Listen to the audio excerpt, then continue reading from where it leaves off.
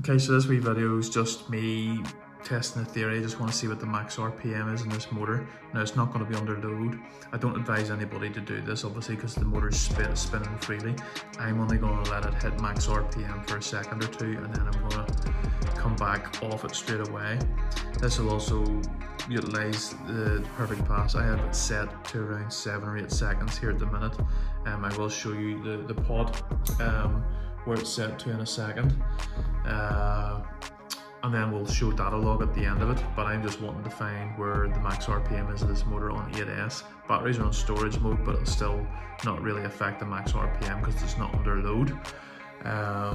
Again, whatever, this is only just to give me a rough reading, because then what I can do is I can deduct obviously 10 or 15% off this max RPM, and then within reason you've got a ceiling that you can work to. Sorry, the other note is whenever you're utilising the perfect pass, you don't just pull the throttle straight in. If you pull that throttle straight in, the first 15% of the perfect pass doesn't inhibit you at all. It allows you to travel to and from the end and the start of your run. So you have to pull the trigger in gently till you get the car rolling to about 15-20 miles per hour, and then you can just pull it straight in.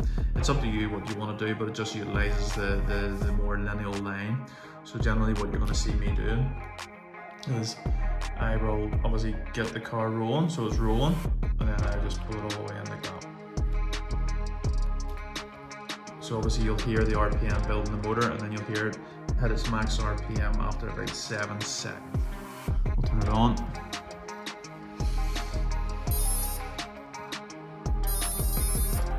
Alright.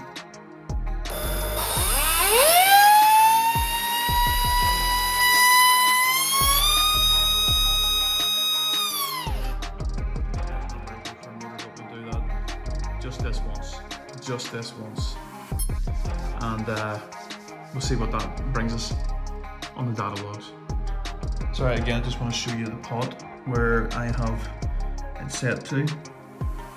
So that's roughly 7 seconds. So you'll see, where are we here? The wee dot there. Sorry, the wee dot you see there. That is, and then you go to the next line after, and that would be about 7 seconds. And that's generally where you are. Okay, so login.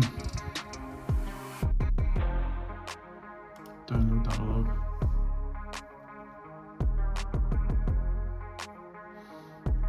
Increase size. Okay, so max RPM 77,572. I got 100% trigger pull because I've recalibrated my controller. 30 amps, doesn't really matter about any of that at all. Like, again, the batteries are on storage mode, but they did drop down during that test. Let me see, it's maybe not actually, it's not accurate 20 because it's obviously starting from there. If I bring it into here, it'll show a more accurate minimum reading.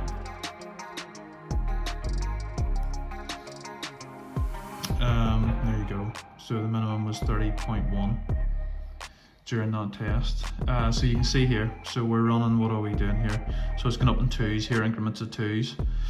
So RPM, it's not just as linear here because obviously it builds, but you can see here, we have these here are 18, that's obviously 2 seconds here. So we've got, let me see roughly, so there's 1 second. So we'll go from, follow the line, so there's 1 second. And then there's 3 seconds out to there, so I got a pull of just over 2 seconds. So 1, 2 seconds, just over. For that, I'll not do that again. It's not very nice on your motor at all.